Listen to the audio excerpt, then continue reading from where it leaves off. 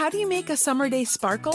That's 0-calorie, zero-sweetener LaCroix. Sparkling water naturally essenced with flavors like tangerine and berry. Available at Target. The perfect way to make your summer sparkle. Another, please. Good. Very good. What position players should you be loading up on this year? What second-round receiver should you shy away from?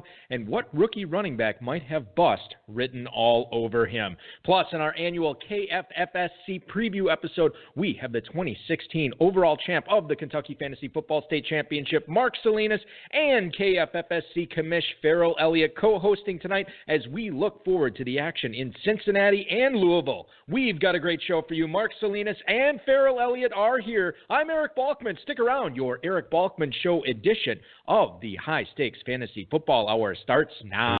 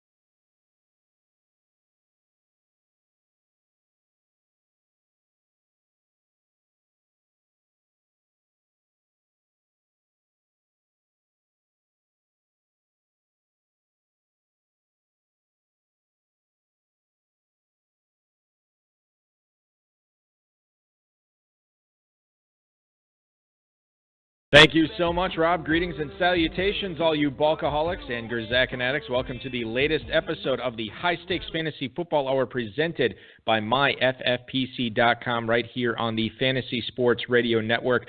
I am, of course, your slightly above average host, Eric Balkman. My co-host, the patron saint of fantasy football, the Dizzle, Dave Gerzak, is off this week. I do have two extra special co-hosts who I will be introducing to you in just 1 second. Coming up on tonight's show, who is the Titans wideout to draft this year? What do you do with the Cardinals receivers not named Larry Fitzgerald? And what NFC tight end is about to have his biggest year yet?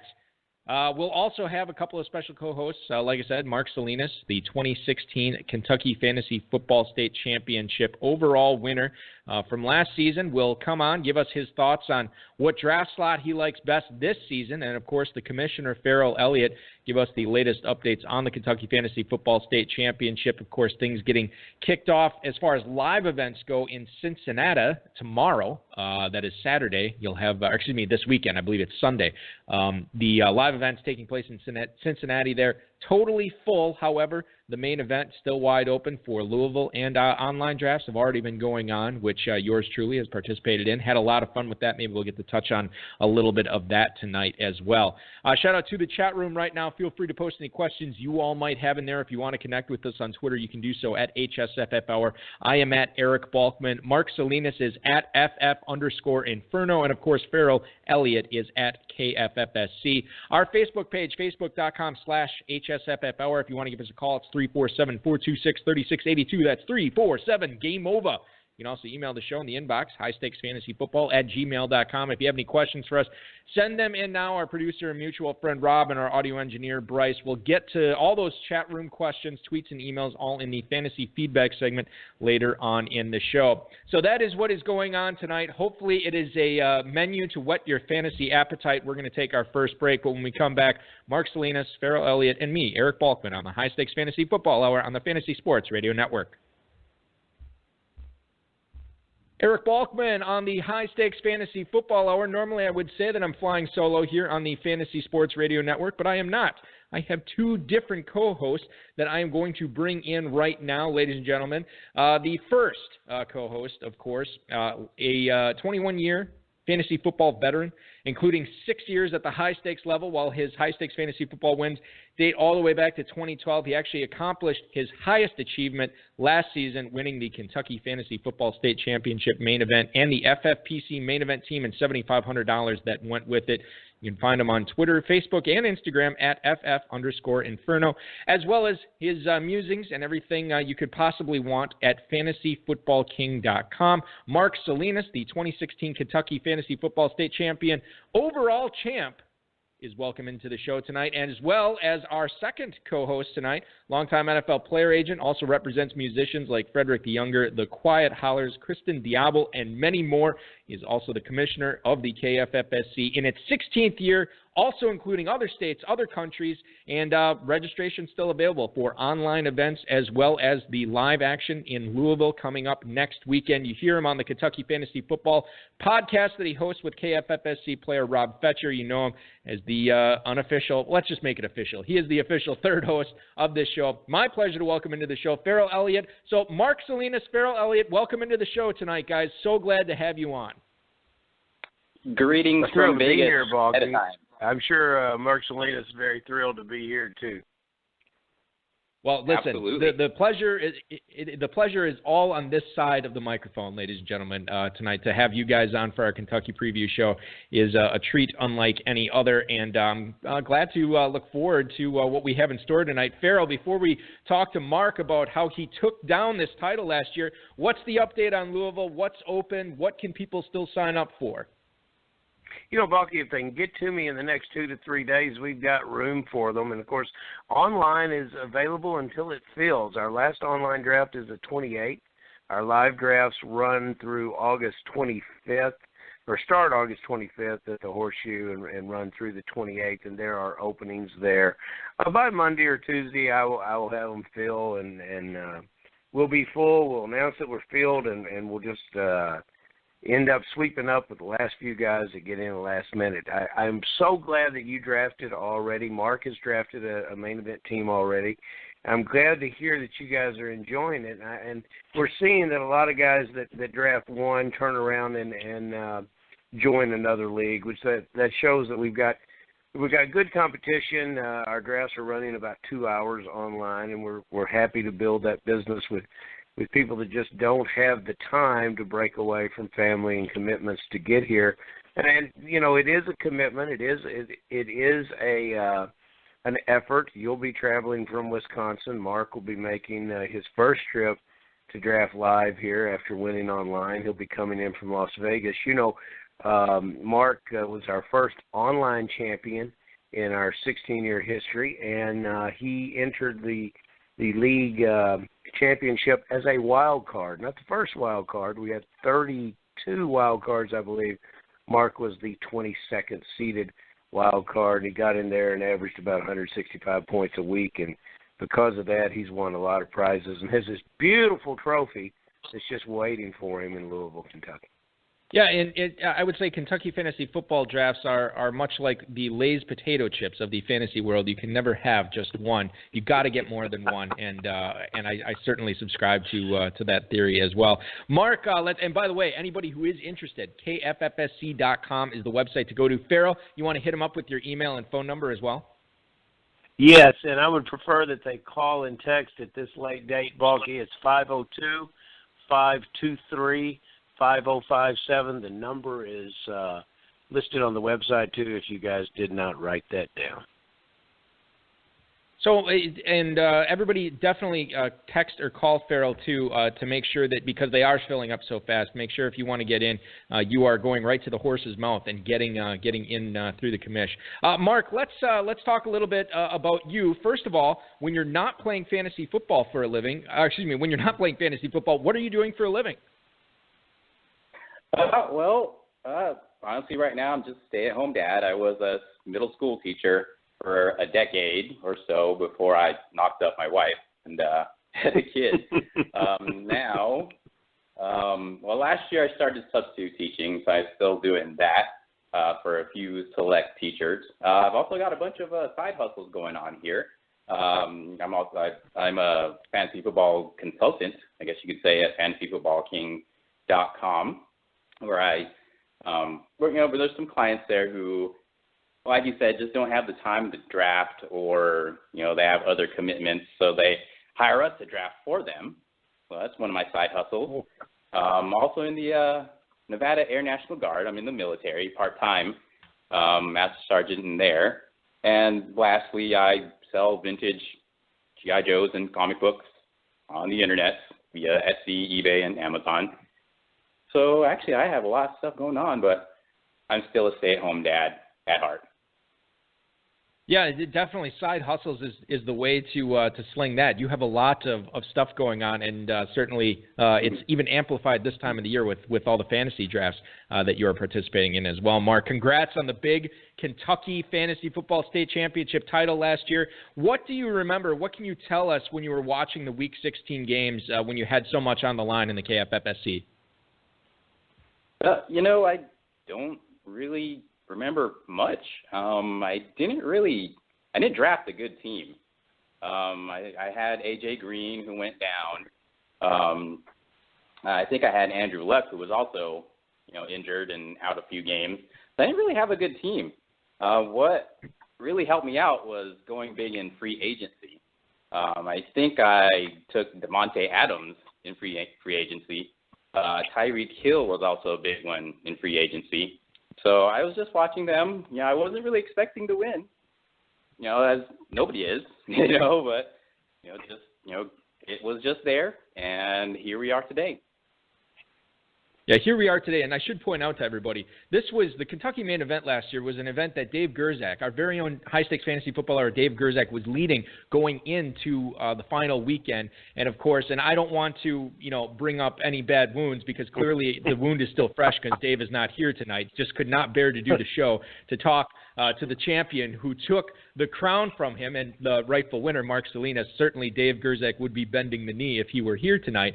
However, Mark, it was a contest that Dave was leading going into Week 16, and then Week 16, you end up, I don't want to say you came out of nowhere because you were right near the top as well, but you end up, after Monday Night Football ends, you end up looking at the scoreboard, see that you were the champion, and certainly had to sweat out any stat updates, but that had to be a fantastic feeling knowing that you had, in 1 week, taken this thing down.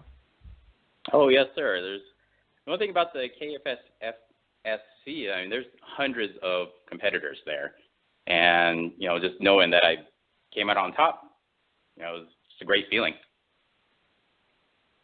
I want to talk to you. Mark Salinas, of course, is tonight's co-host number one. We're talking to him about his Kentucky overall title last year. I want to talk about 2017, Mark, as we shift to this year. Let's talk a little draft strategy. In the KFFSC, where you need to start 3 wide receivers, and in the FFPC, which you have also been participating in for several years, you can start up to 3 tight ends should you choose to go that route in a premium PPR format for that position.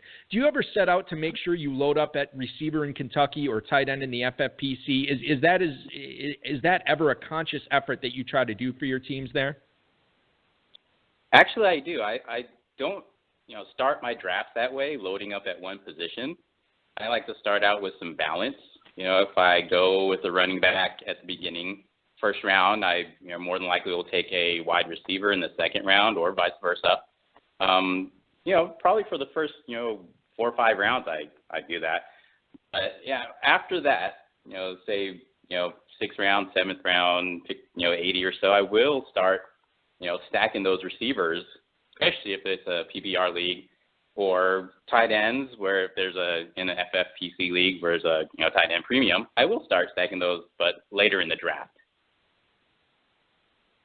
That's interesting. Okay. Well, okay, because I always feel like, and Mark, I think you and I were actually in a Kentucky main event draft already this year.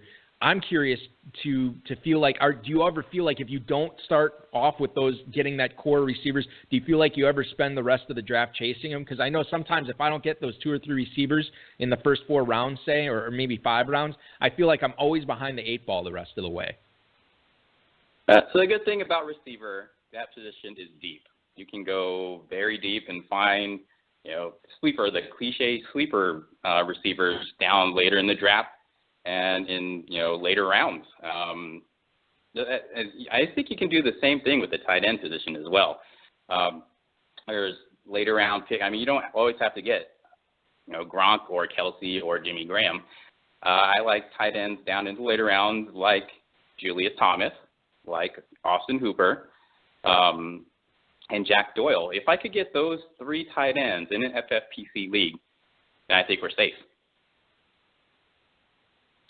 The conundrum of solving the receiver position in Kentucky and the tight end position in the FFPC is something that we'll always be talking about on this show, because it is something that nobody's really solved yet, and you can only hope to do your best when it comes to that. We have much more of our best to get to. We have to take a break, but when we come back, more of Ferrell, Elliott, and 2016 Kentucky overall champ Mark Salinas here on the High Stakes Fantasy Football Hour on the Fantasy Sports Radio Network.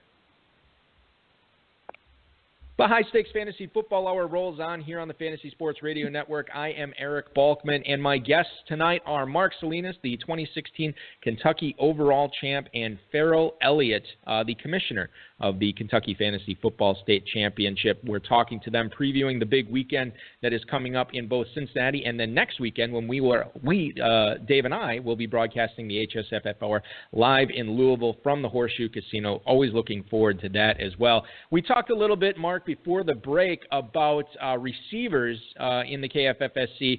Out of the pass catchers that you see on the Titans this year, who do you see yourself acquiring the most? Which Titans receiver is going to be on most of your teams? Is it Corey Davis, Eric Decker, Rashard Matthews? We'll throw in Delaney Walker in here as well as far as the pass catchers go. Which one of those guys do you think that you'll have the most shares of in 2017? That's a great question. A good thing about the Tennessee receiving situation there is that you can get those guys, kind of later. You don't have to spend a third, fourth, fifth, even sixth round pick on any of those guys. And not too much, into drafting rookies at this point.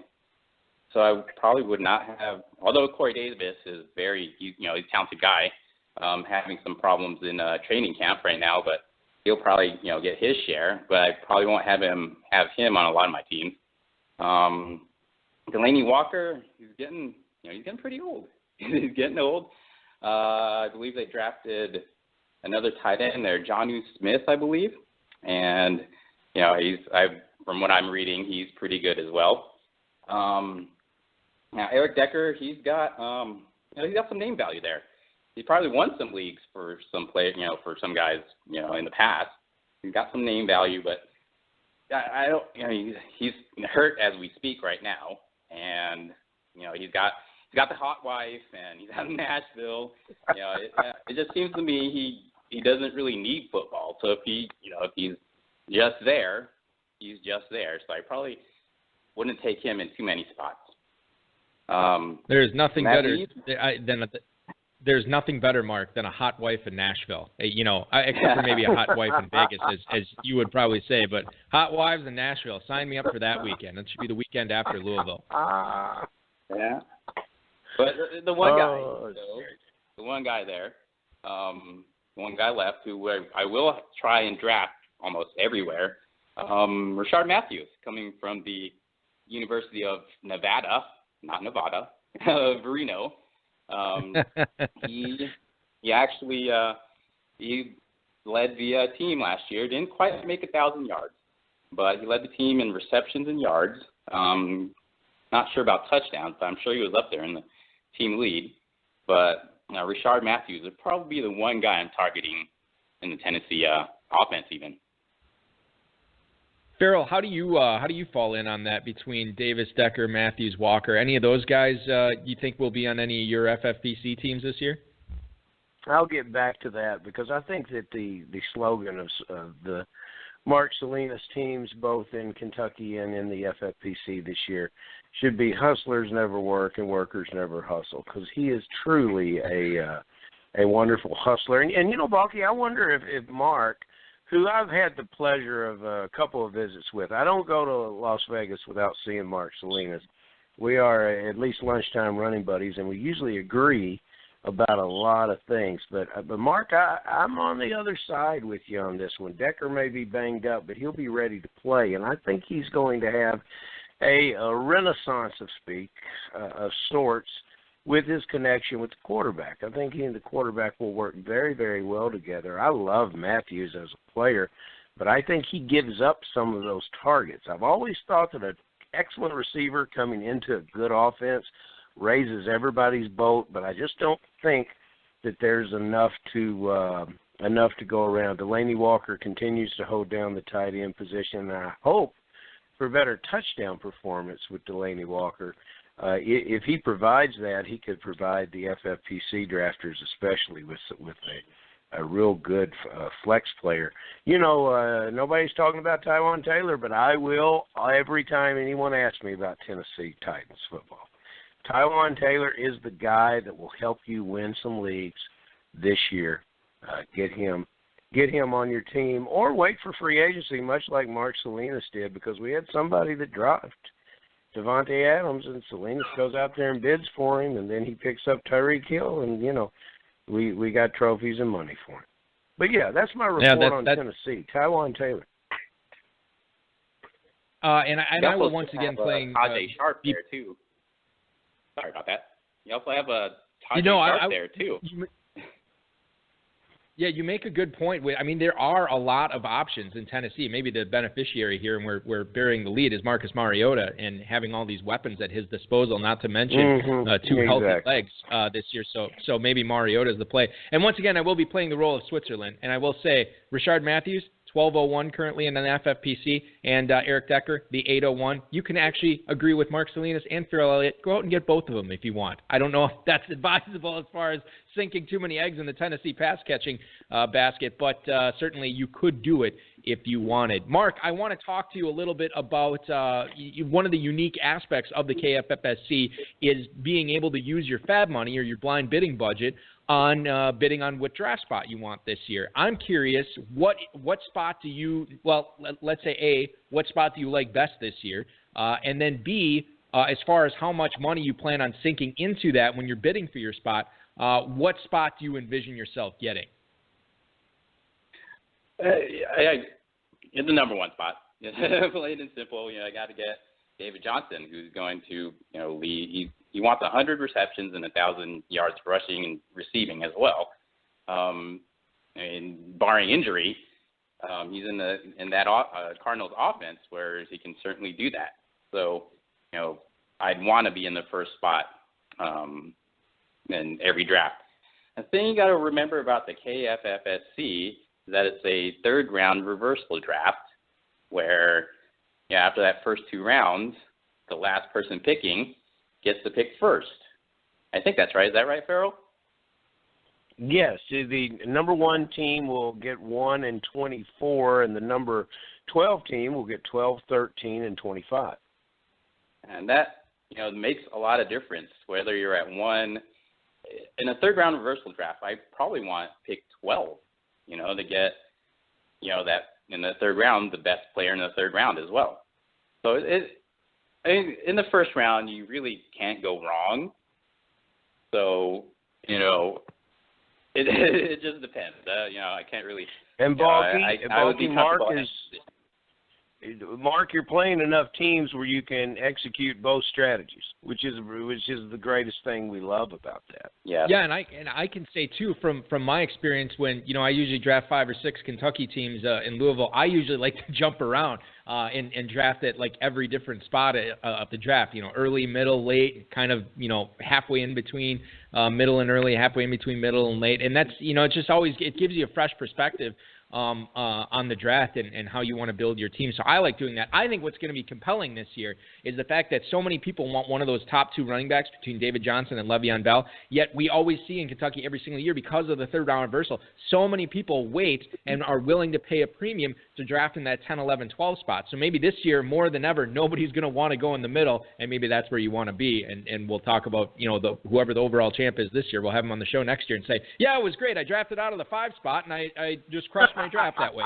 So it's always interesting to see how that's going to end up, but I think the ends are going to be the most expensive prices this year. Let's get back to player analysis here, and one of the players that's been pretty polarizing so far in the pre-draft process, and obviously since the injury news has come out on him within the last week or so, it certainly hasn't been great. But John Brown, Mark, we want to talk about him because it seems like this sickle cell thing, the Cardinals they're not managing it the way that many of us were expecting or maybe hoping them to, because it is still a problem. Bruce Arians being frustrated saying that, if John Brown can't get back, if he can't shake this thing, I don't know how, what his use is to the team. Obviously, if you can't be on the field, you are not helping the team win if you're John Brown. So you look at what's going on with him this year. If you look at the FFPC ADP, actually, over the last 5 days in drafts, he's actually going at the 10:03, so still a double-digit round, but he is falling, and especially based on this news that we saw this past week, I expect that to fall even further. Do you foresee, Mark, another year in 2017 like we saw from him last year, where he just could not shake the injury bug?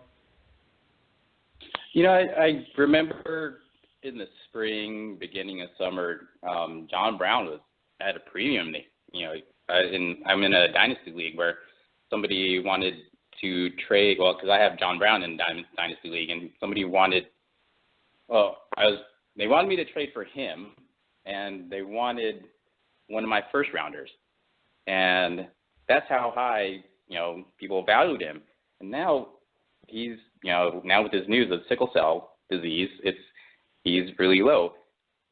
But the Cardinals should not miss a beat, even though they are they're going to be missing John Brown if he misses any time. They're still deep there. They still have J.J. Nelson and Jaron Brown, who's supposedly the number 2 receiver there, as the coach said earlier this week. And we can't forget Larry Fitzgerald. So, even if he does go down due to this disease, I don't think the Cardinals that offense will miss a beat. J.J. Nelson and Jaron Brown will probably be some buy lows at this point. Yeah, you certainly could look at it from that perspective and look at, I had a shameless plug, the High Stakes Lowdown on rotoviz.com this week. I had Chris Birchby and David Hubbard on. Chris Birchby actually we were talking about, and I don't want to give too much away, but we were talking about players that have depressed values right now. Now, we didn't talk about John Brown, but I think the logic that he applied to these other players certainly can apply here, especially if you're a believer in John Brown shaking this. Like, look at this as a buying opportunity. Look at the option you have of getting these guys on the cheap right now, and John Brown certainly represents that buying opportunity.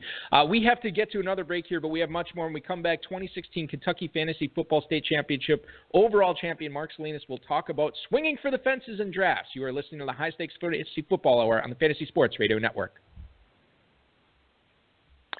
This is the Fantasy Sports Radio Network, and you are listening to the High Stakes Fantasy Football Hour. I am Eric Balkman, a slightly above average host. I have nothing but the best for co-host tonight. The 2016 KFFSC overall champion Mark Salinas, the Kentucky Fantasy Football State Championship Commissioner Ferrell Elliott joining me on the airwaves tonight. And Mark, we talked about earlier at the top about how you didn't have a very strong draft. You said that it was not the greatest one you've ever did, but you were extremely shrewd and a shark on the waiver wire, getting guys like Devontae Adams and Tyreek Hill that certainly carried the way and helped you win the overall title last year. So I'm curious, when you're drafting this year, at what point in the 20-round draft are you actually, quote unquote, swinging for the fences? I mean, do you feel like you ever have to? Did you feel like you had to do that last year? Do you feel like you have to do it this year as you get to a certain part of the draft and start taking bigger risks? Now, certainly the risks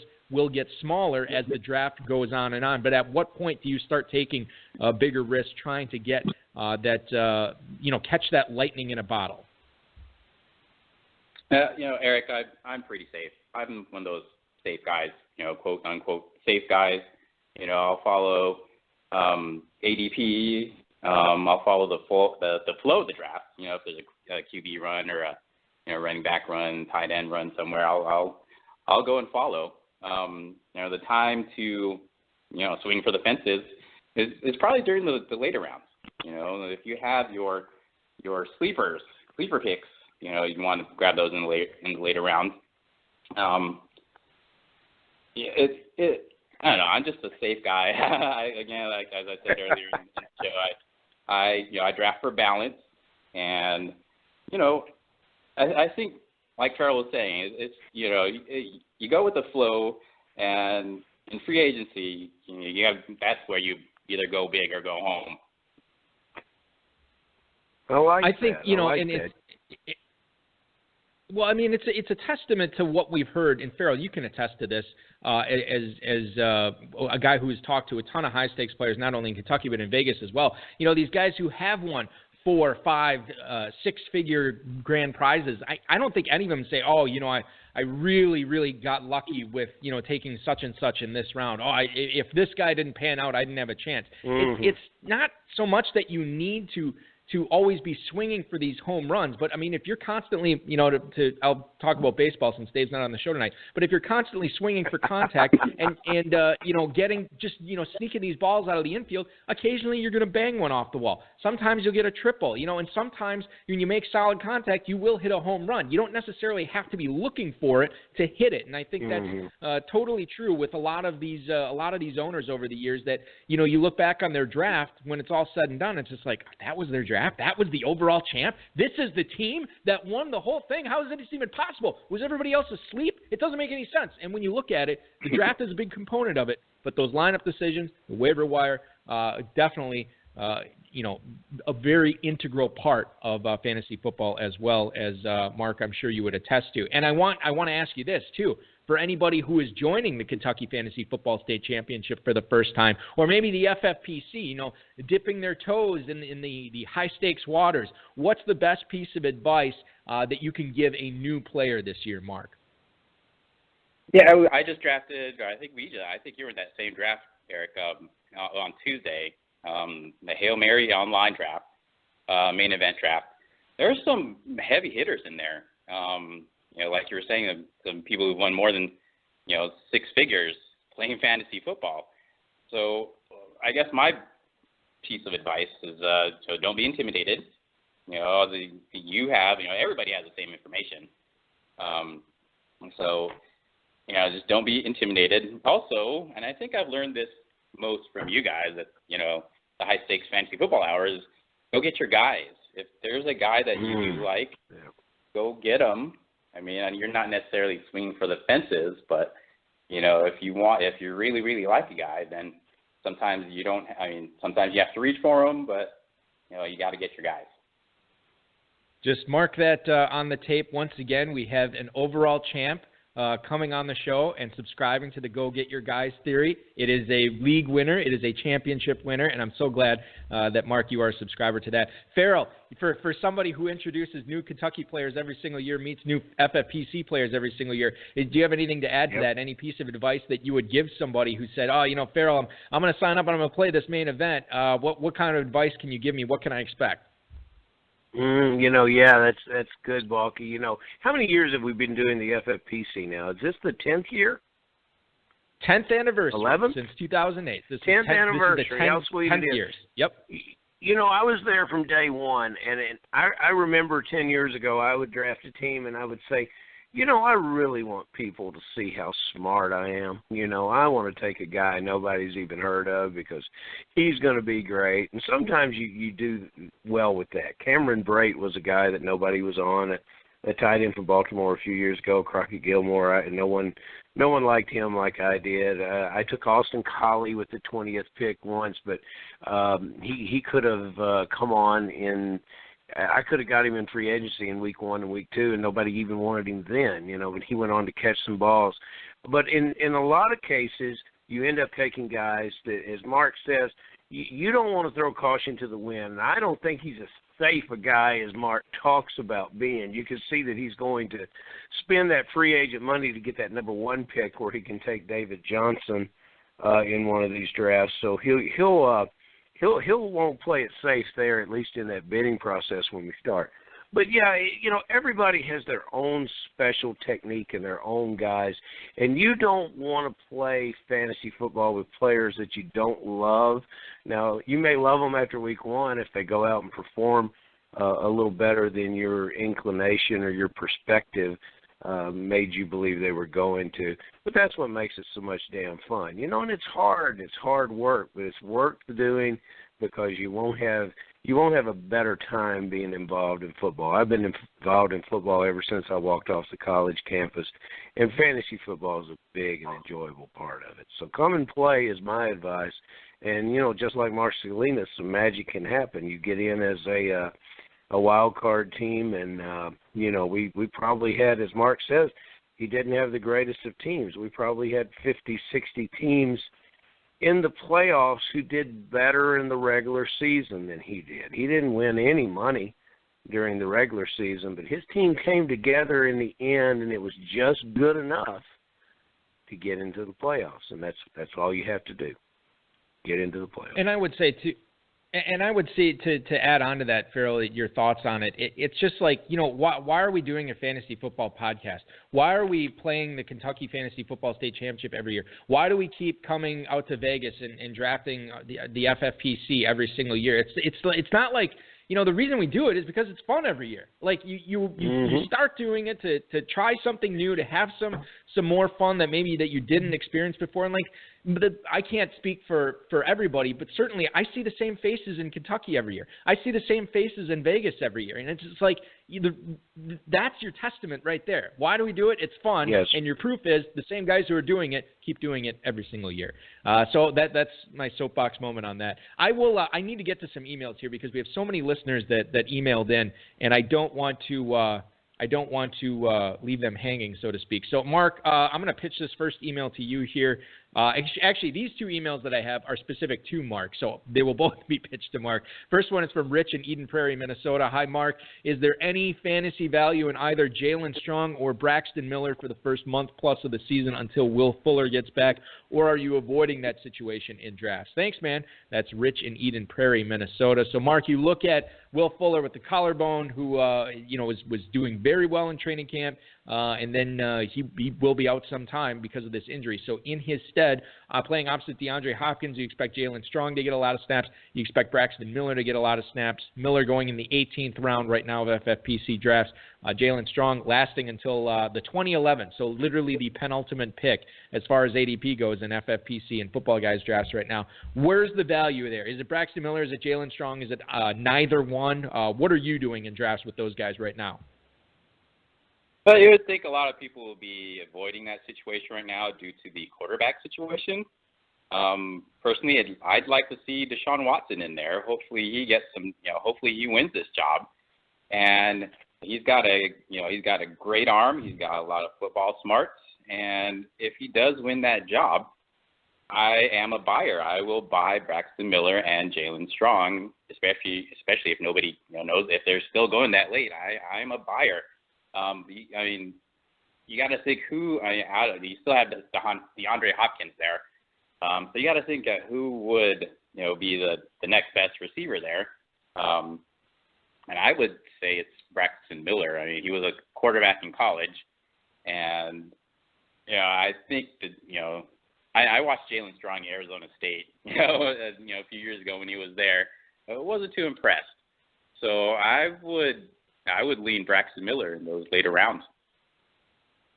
Yeah, something to keep in mind, too, that, Braxton Miller was playing quarterback in college and transitioned to receiver here in the NFL. And Jalen Strong been playing receiver a lot longer than that. Still has yet to really show us something. He had that 2-touchdown game on Thursday Night Football, I think it was last year, and really was non-existent before that, non-existent after it. So I think you look at that situation. Obviously, you're not sinking a big-time cost in your drafts. You're talking about not taking Miller until the 18th, not taking Jalen Strong until the 20th. But you look at that situation. I think that anybody who owns DeAndre Hopkins is rooting for, like you said, Mark, to get Deshaun Watson that job. They want him throwing to Hopkins. Certainly, DeAndre Hopkins wants Tom Savage to win the job if we believe his quotes that he has been putting out throughout training camp. He really likes Tom Savage throwing to him as well. So I think that Hopkins will obviously have the value either way with either quarterback, and FFPC players have spoken. I mean, he's still going in the second, third round of drafts right now. But Miller and Strong, we'll have to keep paying attention to see who comes out ahead, maybe as the season starts. Maybe they don't get drafted in your drafts and you can pick one of them off the waiver wire after week 1. We have to get to our next break. It's our final segment of the first hour of the HSFF Hour. We have much more, though. Mark Salinas, Ferrell, Elliott, Eric Balkman on the High Stakes Fantasy Football Hour. More after this on the Fantasy Sports Radio Network. The Kentucky Fantasy Football State Championship preview episode is here. It is the High Stakes Fantasy Football Hour on the Fantasy Sports Radio Network. We're talking with the overall champ from last year, Mark Salinas, and, of course, the commissioner, Ferrell, Elliott. Another email for you, Mark, that before we get into some other stuff here. This is from Dale in Coon Creek, Texas. Greetings, KFFSC champ. Besides the obvious Keenan Allen, is there a dark horse that I should target in the San Diego pass-catching core in my drafts coming up? That is Dale in Coon Creek, Texas. Thank you for the email, Dale. This is something that we've talked a lot about over the last couple of months on the HSFF Hour, all the different weapons that are in Los Angeles now, I guess, as it were, since the Chargers have moved north. So you have, Hunter Henry and Antonio Gates at tight end. You have Mike Williams maybe not playing until October or maybe missing all of 2017. But you also have Travis Benjamin there, Tyrell Williams there. Is there somebody that you are looking at late in drafts, a dark horse, as Dale puts it, in Los Angeles? Well, there's a receiver there. He came from the Canadian Football League. He's the wide receiver 4 right now. That's Dontrell Inman. He's not that bad. He might have dropped some balls. It's not Philip Rivers' first option, but he might be the second or third option depending on what play they run. Dontrell Inman in the later rounds could provide some value. Also, the old timer Antonio Gates. I think I still think he's Rivers' number 1. So Hunter Henry's going to be there, but especially in the red zone, I think Antonio Gates is going to be his target there. Yeah, don't forget about the old man yet. I've been trumpeting the beeping the horn of the Hunter Henry bandwagon for the last month or two on the show. But I got to realize too, it's one of those things where you need to kind of adjust based on what you're seeing, based on what you're hearing. And I think I've come around a little bit on Antonio Gates, and I think Hunter Henry's going a little bit too high in drafts, and Antonio Gates maybe going a little bit too low. Now I would still obviously draft Henry over Gates, but I think that you're going to see those ADPs tighten up a little bit before we get to the main event in Vegas. Mark, we have roughly 2 minutes or so, and I want to give you enough breathing time to answer this question. But if there is a first-round bust that you are avoiding in the early rounds of Kentucky or FFPC drafts this year, who is it? And then a sleeper that you're targeting in the latter half of drafts everywhere, anywhere you can get this guy, your sleeper and bust. I don't necessarily think anybody in the first 2 or 3 rounds is going to be a bust. You really can't go wrong, especially in that first round. At least you expect production out of your first rounders. Your second rounders and, around the third round, maybe you might get a little iffy. Within those 3 rounds, not necessarily a bust, but I think we should expect some regression from a receiver in Seattle named Doug Baldwin. He had over 1,100 yards, 7 touchdowns last season. But that was when Russell Wilson had a leg injury, and he wasn't as mobile, so he couldn't run around and get those rushing yards that he usually gets. So he had to throw a lot more. And the benefit, or the recipient of those, of his targets was Doug Baldwin, and I don't think he'll be getting. I would still expect 1,000 yards or so from him, at least 70 receptions, but I don't think I wouldn't draft him that high. So not a bust, but I would expect some regression from Doug Baldwin. As far as a sleeper in the later rounds, there's a guy. I did a draft. I've been doing drafts like every day this week. I did an FFPC $35 one this morning. There's a guy running back in Denver. And in that situation, you have C.J. Anderson and Devontae Booker. Actually, Mark, you know what? I'm gonna stop you right there because this is a good tease. We got to take a break anyway, but this is a good tease leading into the second hour. Who this running back is in Denver, because you could go a lot of ways with this. Pause 10 for identification. Eric Balkman, Mark Salinas, Ferrell, Elliott, High Stakes Fantasy Football Hour, coming back with hour number 2 right after this. The High Stakes Fantasy Football Hour, hour number 2. I guess it's the HSFF hours now that we are on the Fantasy Sports Radio Network, heard on terrestrial stations around North America, as well as the Fantasy Sports Radio Network. You can download us on iTunes, Stitcher Radio, TuneIn Radio, anywhere you can get podcasts.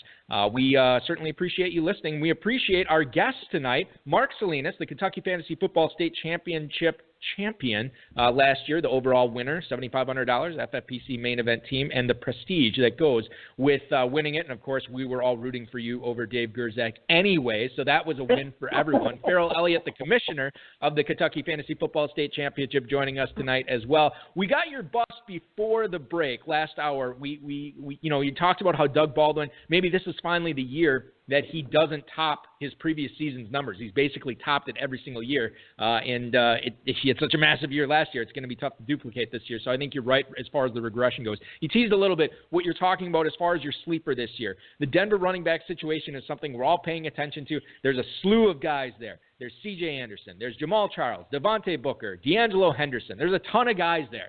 Which one of those guys are you liking in the later rounds this year, Mark? Before the break, I was referring to the FFPC 35 that I was in this morning, and this guy was not taken until the 28th round, which is the last round in the draft, and that was D'Angelo Henderson. If you watched the last Denver Bronco preseason game, he got a lot of work there, and he did pretty good. So if there's a later round shot in the dark, I would go in that the Denver running back situation. I would go with D'Angelo Henderson. Yeah, Henderson is a guy that it's weird because he was.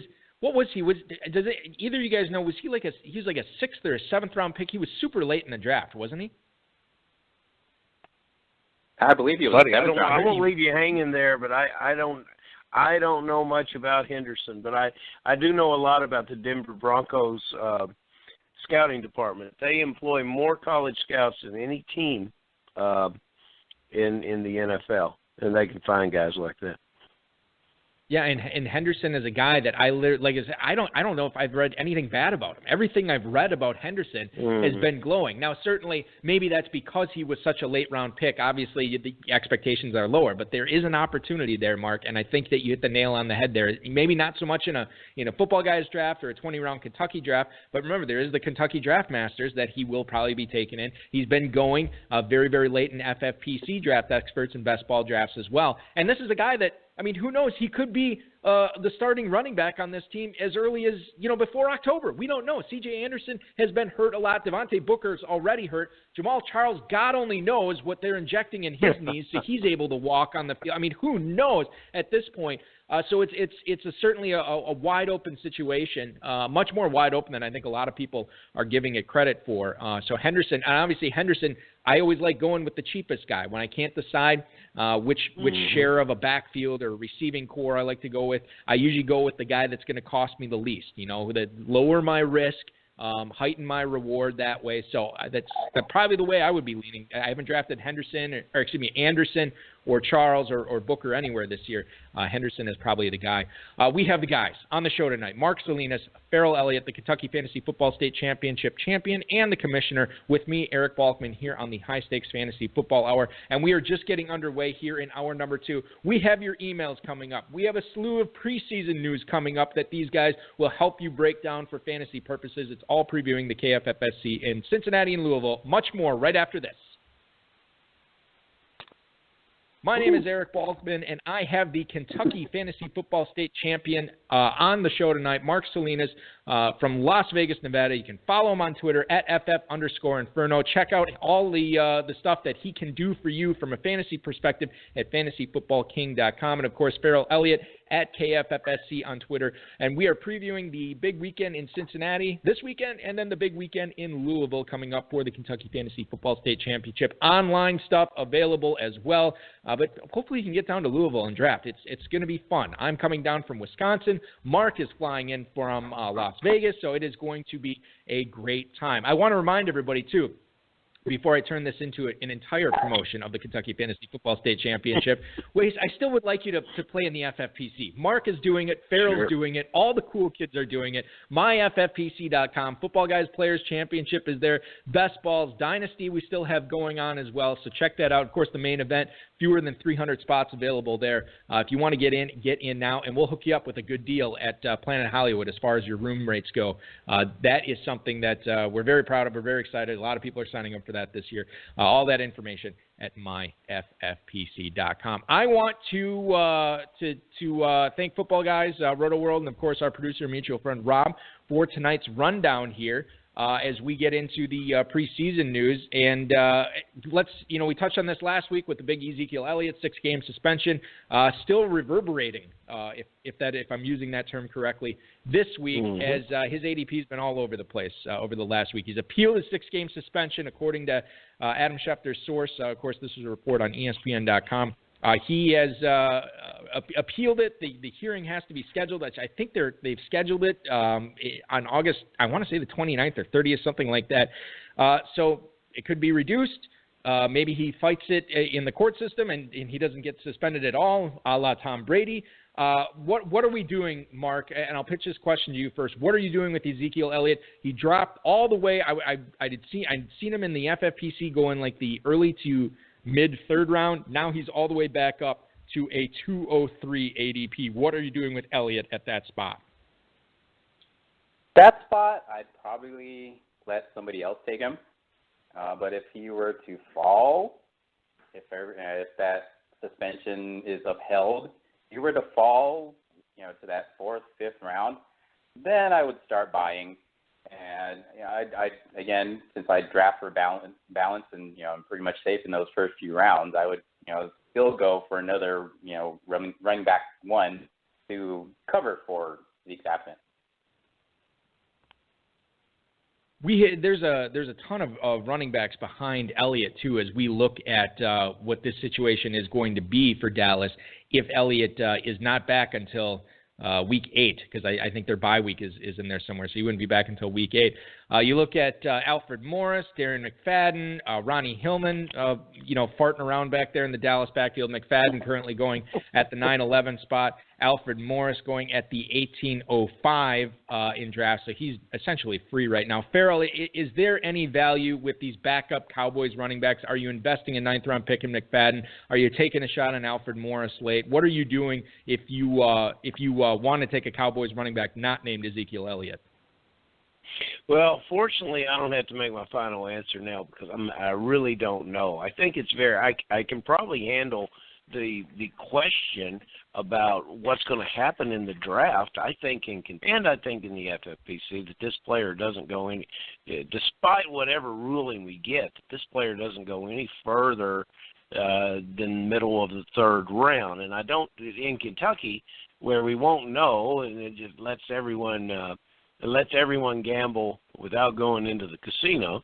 We won't know until after our event is over. So we're in a situation where I don't play blackjack, but I understand third base always has some special duties. And I look at our guy that will be drafting 3rd, and then again we come back around in the 2nd round. And if Ezekiel Elliott is still on the board, everyone's going to stare at him and say, are you really going to let the 1 and 2 that most likely will have Johnson and Bell, are you really going to give that guy a chance at Ezekiel Elliott with the 23rd or the 24th pick overall? So I really think it's very interesting to see who's gambling the most. I sure wouldn't want to have a fantasy team that I was competing against have 2 of those 3 running backs. Yeah, I think you hit the nail on the head there, because with every pick that he slips in the 2nd round, there's going to be some shifting in the seats. There's going to be some looking around, and that left side of the table, when everybody's looking over there, there's going to be some head scratching, some pen tapping. Papers will be shifting around. Phones and tablets and PCs will be blowing up. So I think they're totally right, because if somebody does get David Johnson, Ezekiel Elliott, or Le'Veon Bell, Ezekiel Elliott, if they can make it until the championship round, man, that is quite the combo to have. We've seen it happen year in and year out. If you're able to, get a stud running back in the first round that stays healthy, that does not bust, which, again, that's much easier said than done sometimes, and then you acquire one either off the waiver wire or, maybe one of your mid-round guys hits. If you have those 2 top 10 guys in that championship week sprint, it always makes it it's so compelling to see how that team does, because it's usually pretty good. Let's move on and talk about tight ends here, especially the ones in Tampa, Mark. O.J. Howard was reported. There was a report from Jenna Lane from ESPN.com this week who said that O.J. Howard is probably going to be more of a blocker in 2017 and not a receiver, at least early on in the season. This is a guy who was drafted super early in the NFL draft, a very talented tight end. Didn't do a ton in college unless basically he was playing in the national championship against Clemson. Then he really crushed it. But you look at O.J. Howard not being a pass catcher this year, I think that the ADP is starting to reflect this. And Mark, you can let me know what you think. But Cameron Brate in the 11th round in the FFPC makes a lot more sense to me than O.J. Howard, even though he is going in the 14th round. How are you handling those guys in your drafts? Yeah, I watched the Bucks versus Jaguars preseason game yesterday, and even Luke Stalker got a reception in that game. So I really don't know. I would just say I would probably avoid those tight ends. Historically, rookie tight ends don't do very well anyway in fantasy football, so I probably wouldn't even draft him. I know Cameron Brate, he did very well for some players last season, but I would probably stay away from those Buccaneer tight ends. Oh, Balky! Yeah, I think Balky and Mark, I want to get in business with these Tampa Bay Buck tight ends. I really love both these players, and I don't think that they drafted this glorious athlete in the first round to make him to assign him a job of blocking. I think we've got, and this is especially for the FFPC drafters, I think we've got a unit that comes out in 21 personnel quite often. Both these guys are going to be on the field. And this team was so successful working in the middle of the field last year. I thought the victim in chances would be Humphreys. He was very active in the preseason. And you talk about the team, guys, the Tampa Bay Bucks, in that game against the lowly Jags, but they're still competition. That team looks to me like to be in mid-season form in the first exhibition game. I love what's going on down there, guys. Yeah, and I will say, Ferrell, too, to compound that point, Jameis Winston, the quarterback in Tampa, he's this is his third year in the league, so we've obviously seen what he can do as a pro. But he made Cameron Brate very, very good last year. Cameron Brate had a very good season, and Jameis Winston was targeting him. He was throwing to him. And this is a guy who made his tight end when he was at Florida State a very special player as well. I mean, he looks towards the tight end. He did in college. He's doing it again in the pros. Now he's going to have 2 great options there, too. The fact that you can get a guy who was a borderline top 12 tight end in the FFPC in the 11th round right now, I think there's something to be said for that. There's also something to be said for getting a guy like O.J. Howard, who is super talented, who may not start off the season as a big-time pass catcher, but could come on as the season goes on. Get him in the 14th round. You're not drafting your starting tight end in the 14th round. At least I hope you're not in the FFPC. No. But you're not. You could sit him on your bench for a few weeks and wait for him to get involved in that offense too. So I feel like I'm talking out of both sides of my mouth right now, but there is something to be said for that, even if you don't want to look at a Tampa Bay tight end early because they're not going early. Ferrell, let's. We got about a minute here, and I feel like I always abuse you on the show because I always get all my Raiders info from you. And the next guy I want to talk about is Amari Cooper. Finally returns to the practice field this week. This is a guy who's going at the end of the second round, usually in both Kentucky and, mid-second, late-second, FFPC in Kentucky. What's your thoughts on Amari Cooper this year? And I feel bad because we're coming right up on a break. But give us your best 30 seconds on Amari Cooper. My best 30 seconds on Amari Cooper is he is a wonderful athlete playing with a lot of mouths to feed, and the way they're using him, he is not a second-round pick. He's a third-round fantasy pick. If you draft him in the second round, you're paying too much for him. Oh, that's interesting. I drafted him once already this year, and I haven't felt great about it. I'm hoping that that I start feeling better about it soon. But I think you're right. I don't know how many more times I'm going to take him in the second round. I know that we're going to be talking to Mark Salinas and Ferrell Elliott right after this. Much more on our Kentucky Fantasy Football State Championship preview episode. Eric Balkman on the High Stakes Fantasy Football Hour on the Fantasy Sports Radio Network.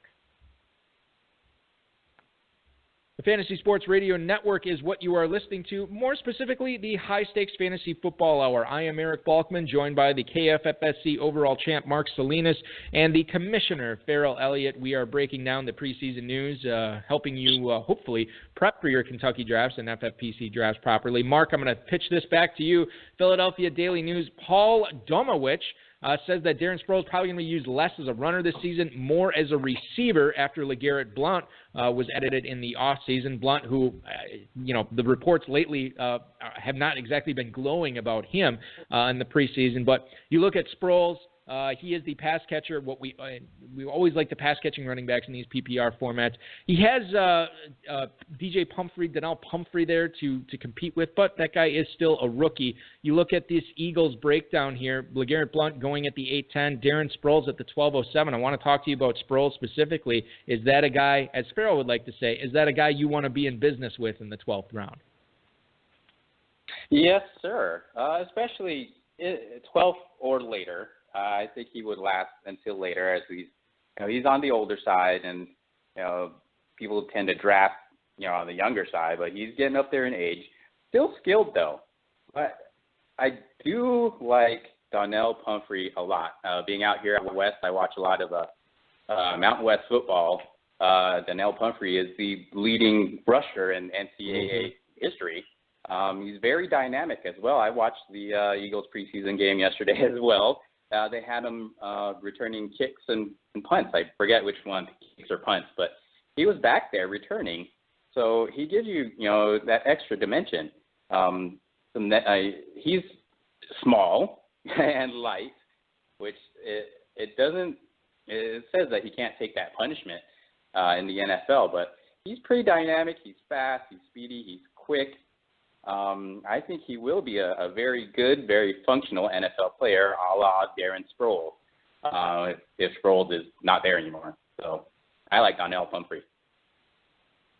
Yeah, Pumphrey and Sproles, whoever is in that role, I think that is whoever it is, they're going to outperform their draft spot, because both those guys are being drafted on a hedge essentially right now. If you're a believer in Sproles, you probably take him before the 12th round. If you're a believer in Pumphrey, you're definitely taking him earlier than where he's going. And a lot of times in 20 rounders, he's not going at all. So that's a situation we're paying attention to for sure. Let's talk about Jordan Matthews, the guy who just recently was traded from those Eagles to the Buffalo Bills. Mike Rodick of ESPN said that he actually had a chip fracture in his sternum in his very first practice with the Bills. Certainly a very ominous sign, and such a Buffalo thing to happen too, by the way.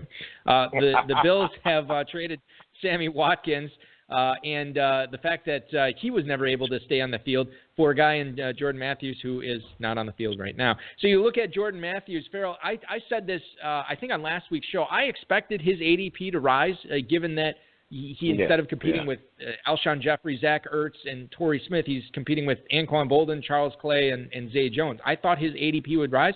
Really hasn't. Jordan Matthews still going at the 11:01.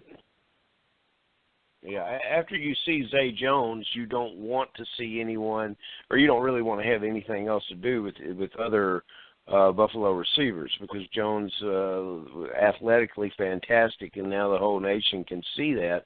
If he had played at a bigger college, he would be one of the top wide receivers. He would have gone much earlier in the draft, and then he would be sought after very quickly in all these dynasty drafts. Zay Jones, excellent ball player. I don't have any excitement for Matthews, and unfortunately now he's hurt. He could be a big number, a big catch player, but I think we need in fantasy football. And you guys might be able to comment on this as well, but I think we need to redefine exactly what big catches are. Ferrell, are you still with us? Because, apparently not. All right, Ferrell, go ahead and give us a call back here, because I really want to hear what I hate when we drop calls because it's always at the point where I'm left hanging like, oh, what's the next thing that he's going to say? What's the analysis? And then our software or switchboard or whatever, technical difficulties, as it were, screws up and we lose the call. But anyway, Jordan Matthews is certainly a guy, as I stated earlier, I thought that he was going to be rising, and maybe I'm just a big Jordan Matthews fan, and the fact that he is not rising makes me, it gives me pause. And this is something that I think you always need to be cognizant of is don't fall. I mean, go and get your guys, but don't fall in love blindly. Chances are, if you love a guy and you can't find anybody else who is on board with them, you may want to rethink that position. I will let Ferrell Elliott finish his thoughts on Jordan Matthews now. Ferrell, take it away. Oh, here I am. Okay, guys. I don't know. I don't want to repeat myself. I don't know where I left off. Mark, are you still with us? Fan. Yes, sir. We don't know Mark either. Hello? Okay. I guess I'm talking to myself right now. So I will ask Mark and Ferrell to both give us a call back. I'm not sure what happened there as far as the switchboard goes, but hopefully they can both give us a buzz back here and finish out the last half hour of the show. So I am not talking to myself for 30 minutes. But that's my thought. I'll just sum this up with Jordan Matthews. I probably will be not targeting him as much as I was earlier, especially for a big-time pass-catching receiver there. But I probably will still look at him if he's available in the 11th round. I believe we have Mark back now. Mark, are you with us? Yes, sir. Hello? I sincerely apologize, ladies and gentlemen. I don't know if you can hear them, but I certainly can't. I'm going to try one other thing here. Mark, go ahead and let me know if you can hear me. Yes, I can. Hello? Apparently not. I can hear you. Frustrating. So incredibly frustrating. I'm sorry, ladies and gentlemen. We'll keep trying to get them back on the air.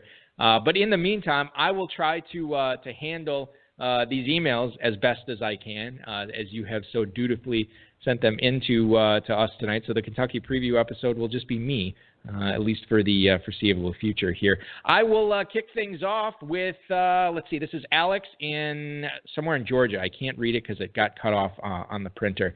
Alex in Georgia, he writes, are you guys worried at all about Devontae Freeman's concussion? Is it reason enough to take some other stud at the 1-2 turn? Thanks so much. That is Alex in Georgia. And Devontae Freeman is going at the 110 right now. He is a player that for looking at a running back in the first round, I think you can do a lot worse than a guy like Freeman, who has been just elite the last 2 seasons in the NFL. And for whatever reason, he is not going until the 110 this year behind guys like Le'Veon Bell, David Johnson, LaShawn McCoy, all going ahead of him. Ezekiel Elliott, in some cases, still going ahead of him as well. Guys, I know I have you both back on right now. I don't know if you're able to hear me, but go ahead and give me your thoughts on Devontae Freeman and his concussion. Hello, can you hear me? Oh, can you hear me? And it's crickets again. Well, I'll tell you what. I'll keep you guys on. I don't know if you can hear me or not, but I will keep you on for right now. And if something happens and somehow you're able to hear, then feel free to pop in. But anyway, my point about Devontae Freeman, yes, I do like him at the 110. The concussion, it scares me a little bit, but when you're talking about targeting a running back at the end of the first round, I have my reservations about Melvin Gordon. I still like Freeman better. I don't think the concussion is a huge deal. If you are a little bit more risk adverse, if you're a guy who wants more safety in the first round, then take the healthier guy. But I still think, based on what I know about Devontae Freeman and his concussion right now, I am still leaning towards taking Devontae Freeman as a late first-round pick. And I'm probably going to do that in Kentucky, by the way. If I bid on that 9, 10, 11 spot or what have you, I will probably be targeting Devontae Freeman there and then probably a receiver in the second round. So that is my thought on Devontae Freeman. Be bold. Go ahead and draft him. Unless we hear, news that this concussion is worse. Obviously, the longer it lingers, then I'm going to, it's going to give me pause. But I will say that based on what I know right now, I think he makes a good late first round pick. All right, Rob's telling me I got to hurry up here. Next email, Jesse in North Sacramento, California. For a guy who had numerous foot and ankle injuries in college, why aren't more people concerned about Leonard Fournette's newest foot injury that has him out of action?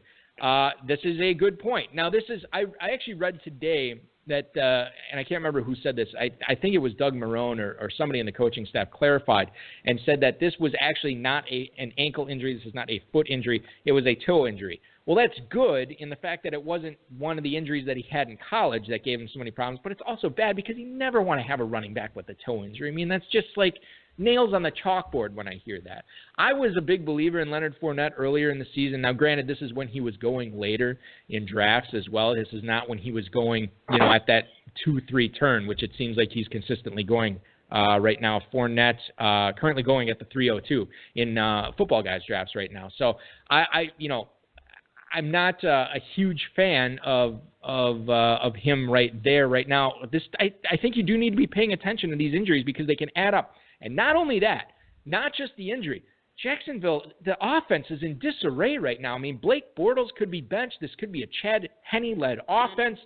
This is a team that really wants to run the football, and I don't know if they're going to be able to this year. I don't know if they're going to be able to consistently do that. I think this is a team, like a lot of teams, that they always say in the preseason, we want to run the ball this year. This is the year we're going to win with running and defense. We're going to win every game, 13-10 or what have you, and that's how we're going to get to the playoffs and go on our march there. It's totally easier said than done. It happens every single year. I don't think this is any different. I think Jacksonville is a team that does not have a very good season. I think they are playing from behind a lot, and that kind of takes out Leonard Fournette, the best things about him from the game plan. We have seen that he can catch passes, and he has looked good doing it.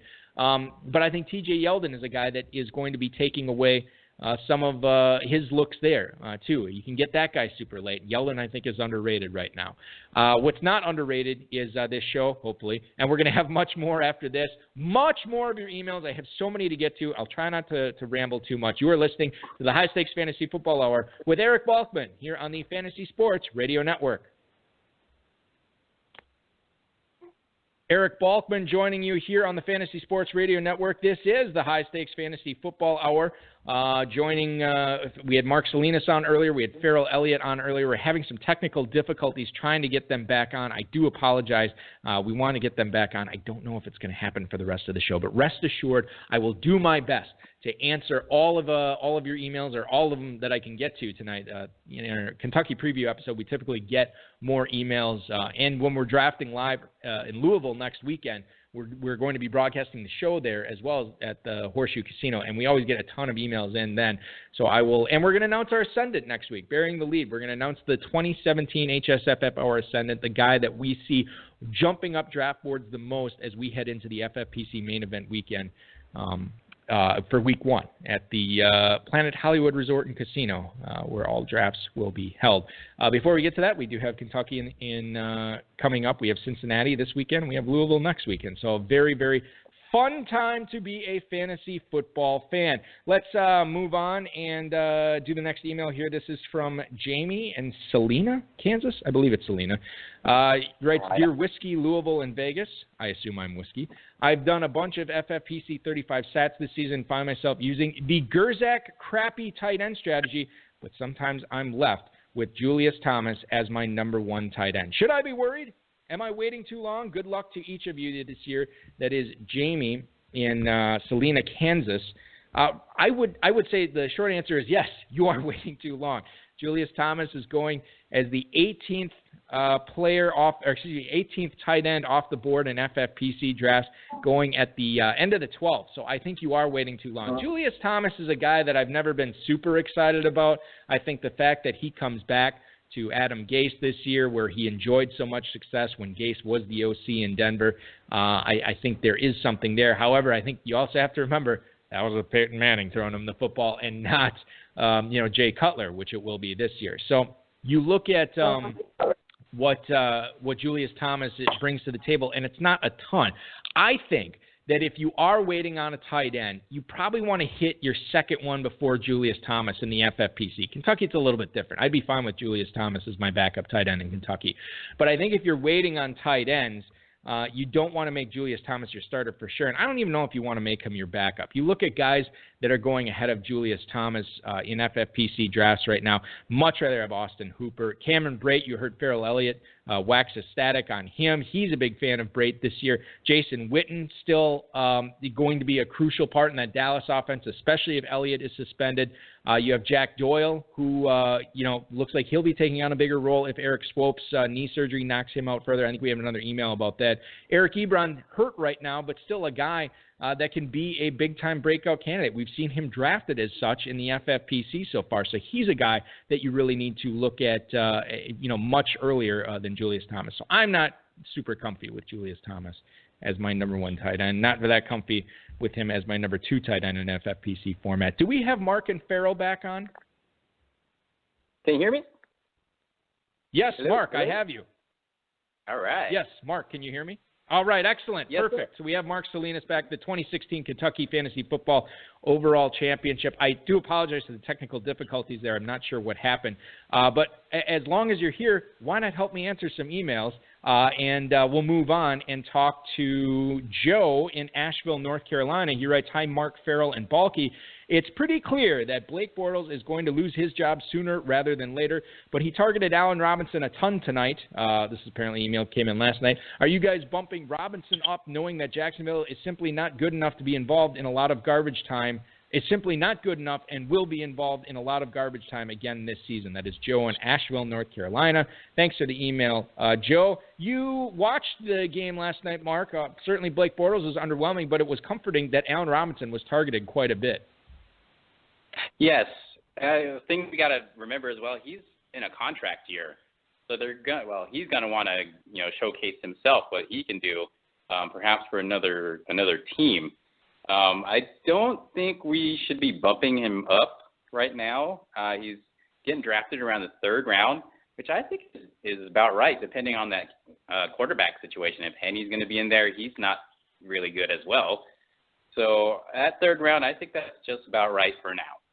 Yeah, I would say in Kentucky, you probably do have to sink a 3rd-round pick into getting him. In the FFPC, he's going at, over the last 5 days, he's going at the 405. That's probably going to bump up given how many targets he saw last night. Even if it's a slight bump, you're still talking about a late 3rd-round pick in the FFPC. So he's a guy definitely to pay attention to. I know Travis Cox, a guy that we will be seeing in Louisville in a couple of weeks, of course, in the Fantasy Fuss podcast. He is a big Allen Robinson guy this year, and he's won a lot of money. So, trust him, or I trust his judgment, too, that Robinson is in for a bounce back. Let's move on to John in Daytona Beach, Florida. Do you guys think Jordan Reed actually broke his foot? And how concerned are you about his draft value right now with this injury stuff going on? Love the show. That is John in Daytona Beach, Florida. Thank you, John. We love when you send in emails. Jordan Reed going at the 312 in FFPC drafts right now. So, Mark, we saw earlier this week Jordan Reed talking to reporters mentioning a fracture in his foot. This is not good. None of this stuff that's coming out about Jordan Reed having to have these orthotics in his shoes, the fact that he may or may not have broken his foot, I am staying away. I'm finding a better use for my 3rd-round pick this year. And, Eric, this happens every year with Jordan Reed, isn't it? It always happens that he's injured with something, or there's a concussion or an ankle or something like that, or, he had a headache or, I don't know, or, common cold, whatever. But we always have to worry about injuries with that guy, and I try to stay with him, away from him as well. But, that few years ago where I did take him in that 9th round, he won me a few leagues. If he's in there, then he's money. He will win you that championship if he's actually healthy. That's an excellent point about Jordan Reed, because that literally the only year I ever owned him is when you could get him in the 8th, 9th, 10th, 11th round or whatever it was. And I wasn't even drafting him as my starter. I was drafting him as a backup, and then he ended up crushing it and obviously starting for me the rest of the season. But you're right. I mean, it's one of those things. And, Mark, I don't know if you subscribe to this theory, but he's the type of guy where if I draft him and he stinks, I will never stop kicking myself over. What was I thinking? I didn't like this guy. I saw the red flags in the preseason. What was I doing? Or the flip side, what if I don't take him and he ends up crushing it? I'm just kind of like, whatever. I never felt good about this guy.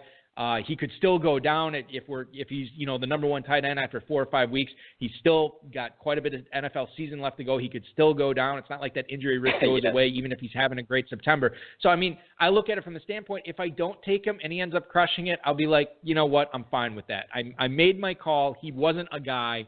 He wasn't one of my guys. I didn't want to get him. I'll make my peace with him having a great year, even if he's not on my team. Yeah, and you could pretty much say the same thing about Jimmy Graham as well. He's not a spring chicken. He's 30 or over, I think. Had a great season last year, but I'm really cautious about him as well. So those tight ends in that range there after Kelsey and Gronk, I don't have a lot of confidence, and I think you're just rolling the dice. It might be one of those things this year where if you don't get Kelsey or Gronk, and you could probably throw Greg Olsen in there just because he doesn't have the history. I mean, he's kind of getting old too, but he doesn't have the microfracture surgery that Graham had. He doesn't have the litany of issues that Reed has. But if you don't get one of those elite tight ends this year, Mark, it might just be better off. You might just be better off waiting and grabbing like the 8th, 9th, or 10th guy off the board and packing on some running backs and receivers in the meantime. Yeah, i.e. Hunter Henry or Antonio Gates. I think you'd be just fine with them as well. Let's go to another email here. This is from Kevin in Cambridge, Massachusetts. No one is getting anyone solid at running back in the double-digit rounds, but do you guys have a favorite lottery ticket or backup running back that you like after round 10? That is Kevin in Cambridge, Massachusetts. Thank you for the email, Kevin. I'm curious as to yours, Mark. I can't remember what running backs you took after round 10 in the draft we did earlier this week, but who are some of your favorite lotto, quote-unquote lotto ticket running backs that you can get in the double-digit rounds this year? We mentioned Donnell Pumphrey, and I forgot the other one we were talking about earlier. But I do lean Darren towards Sproles. those third. Yes, Darren Sproles. I do lean toward those third down gap back types in the later rounds, like Sproles, Pumphrey. Shane Vereen is probably a good one this year as well. But yeah, I lean toward those running backs that catch a lot of passes in the double digit rounds. I'm using FFPC ADP, but CJ Procise is a guy I like at the 1104. He's a guy that I'd like to have on some squads. Jamal Williams, the number 2 running back for the Packers. I was actually talking to my dad tonight, and we're I was obviously live in Northeast Wisconsin, so we follow the Packers closely. And I said, Ty Montgomery's not playing in the game tomorrow against Washington. Jamal Williams is going to start. He's probably going to get a lot of action with the starters. He has a real chance to make a name for himself and stake his claim to maybe having that starting job, or maybe at a minimum, at least, making it more of a timeshare with Montgomery. So I am definitely going to be watching that game purely for that aspect alone, because I think it bears watching. There's been a lot of positive stuff coming out about Jamal Williams, and now Ty Montgomery missing that game because of the soft tissue issue or whatever it was. So certainly that's a guy I will be paying attention to. Jonathan Williams, Charles Sims, Alvin Kamara, I think are all guys that you can get in the 14th round or later. Maybe a little bit earlier. You have to take them in Kentucky, but those are all guys I like as well. Let's slam in. Can we slam in one more? Yeah, let's do one more email before the break here. I'll give you 30 seconds on this one, Mark. Happy drafting season, guys. How likely are you to be drafting Mike Gillislee on your teams this year, given his current depth chart standing and injury status? TIA, that is Ben in Pittsburgh, PA. So Gillislee going at the 7-10 of FFPC drafts. 30 seconds on him, Mark. Yeah, again, earlier this summer, late spring, I did love Gillislee when he first signed with the Patriots, but he got hurt. And now we're reading that Rex Burkhead has taken a lot of the carries, goal line carries. They're counting him as a true 3-down back. So I would wait on Gillislee and probably bump up Burkhead there.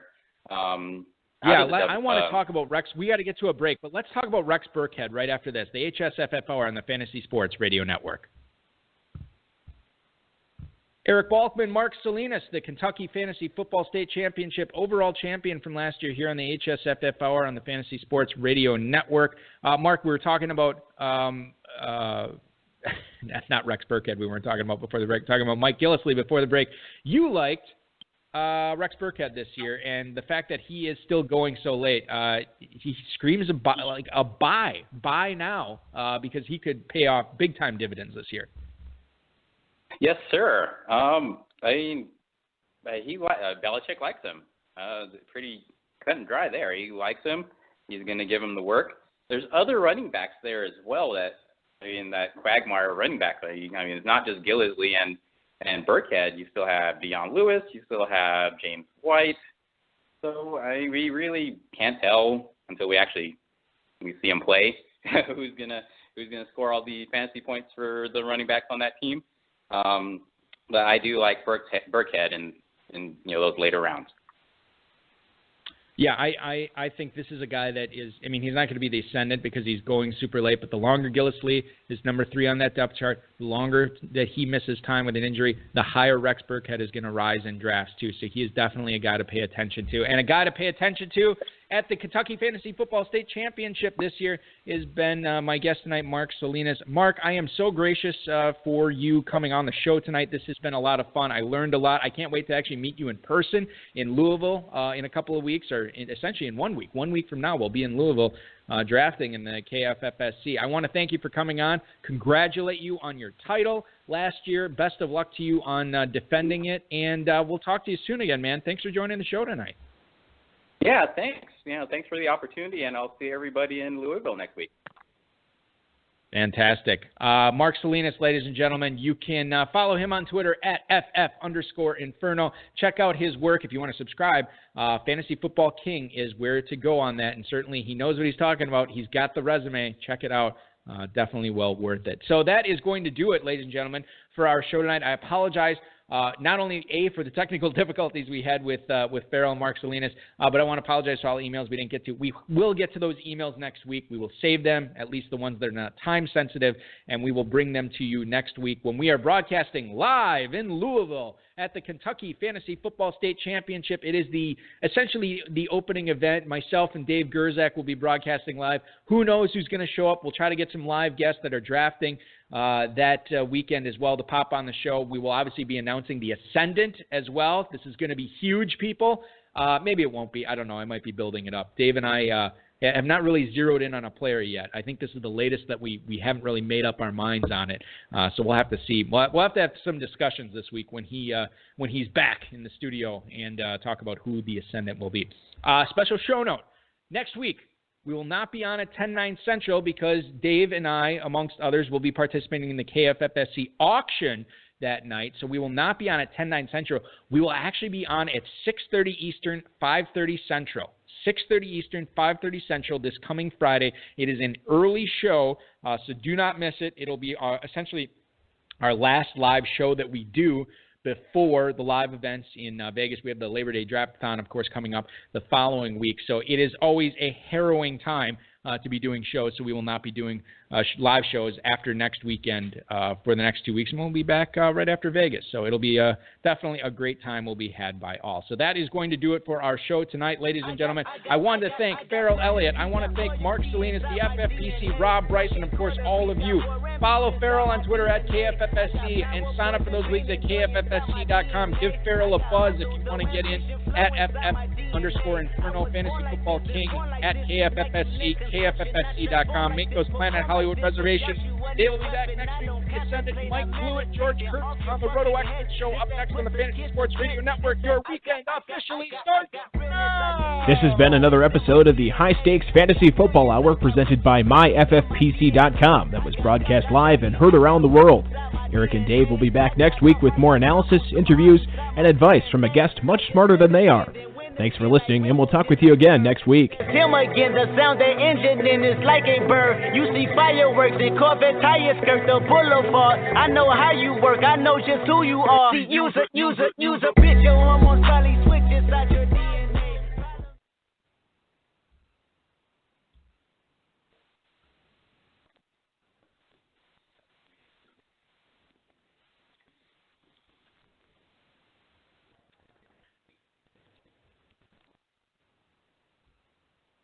How do you make a summer day sparkle? That's 0 calorie, 0 sweetener LaCroix. Sparkling water naturally essenced with flavors like tangerine and berry. Available at Target. The perfect way to make your summer sparkle. Another, please. Good. Very good. How do you make a summer day sparkle? That's 0 calorie, 0 sweetener LaCroix. Sparkling water naturally essenced with flavors like tangerine and berry. Available at Target. The perfect way to make your summer sparkle. Another, please. Good. Very good.